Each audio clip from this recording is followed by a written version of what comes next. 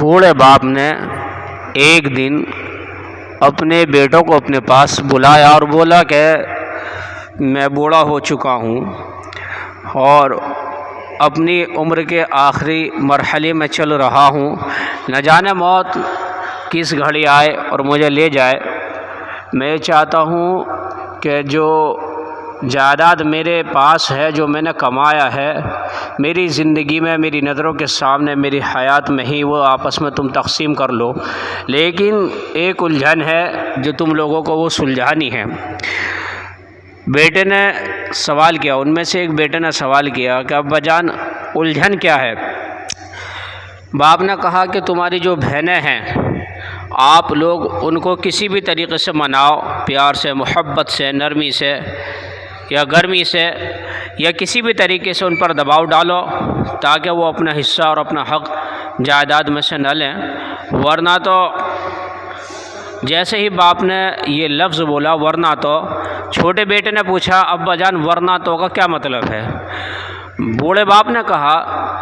کہ جو میں نے جائیداد پوری زندگی کمائی ہے، اگر اس میں سے تمہاری بہنیں تو اپنا حصہ اور اپنا حق لیں گی تو ظاہر سی بات ہے شادی کے بعد وہ اپنے سسرال لے کر چلی جائیں گی، اور میں نہیں چاہتا کہ میری جائیداد کا کوئی بھی حصہ میرے گھر کے علاوہ کسی غیر کے گھر میں جائے۔ بیٹے نے کہا کہ ابا جان ایک بات سمجھ میں نہیں آتی، کیا اللہ تبارک و تعالیٰ کو معلوم نہ تھا کہ کسی کی جائیداد کمائے کوئی اور، جائیداد کسی کی ہو اور مالک کوئی غیر بن جائے؟ اس بارے میں تو اللہ کو بھی علم تھا، لیکن پھر اللہ نے قرآن پاک کے اندر بہن اور بیٹیوں کا حصہ کیوں مقرر کیا؟ باپ خاموش ہو گیا، جواب نہ بن سکا۔ پھر اسی بیٹے نے کہا کہ ایک میرا بھی سوال ہے، اور سوال یہ ہے کہ میری سمجھ میں ایک بات نہیں آتی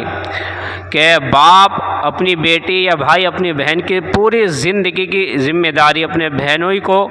یا اپنے داماد کو دے دیتے ہیں، کھانے کی، خرچے کی، بیماری کی، دیگر تمام ضروریات کی ذمہ داری ہماری بہن کی، ہمارے بہنوں کے اوپر پڑ جاتی ہے، یہ سارا بوجھ اس کے کاندھوں پر چلا جاتا ہے۔ اس وقت تو ہمیں یہ خیال نہیں آتا کہ ہم بہن کو غیروں میں کیوں دے رہے ہیں، لیکن جب بہن اپنا حصہ، اپنا حق اور اپنے جائیداد کا حصہ لے کر تب وہ اپنے شوہر کے گھر جاتی ہے تو سب کو یہ محسوس ہوتا ہے کہ غیر کے گھر ہماری جائیداد جا رہی ہے، اور ذمہ داری کے لحاظ سے کسی کو وہ اس کا رشتہ سسرال، اس کا دامادی رشتہ وہ غیر معلوم نہیں ہوتا، لیکن جائیداد کے اعتبار سے اسے غیر بنا دیتے ہیں۔ میرے بھائی آج اس دور میں یہی چل رہا ہے۔ دیکھو جو بھائی اپنی بہنوں کو ان کے حق سے محروم کر رہے ہیں، یا جو باپ اپنی بیٹیوں کو ان کے حق سے محروم کر رہا ہے جو اللہ تبارک و تعالیٰ نے طے کیا ہے، کل قیامت کے دن ان کو اس کے بارے میں جواب دینا ہوگا۔ اس لیے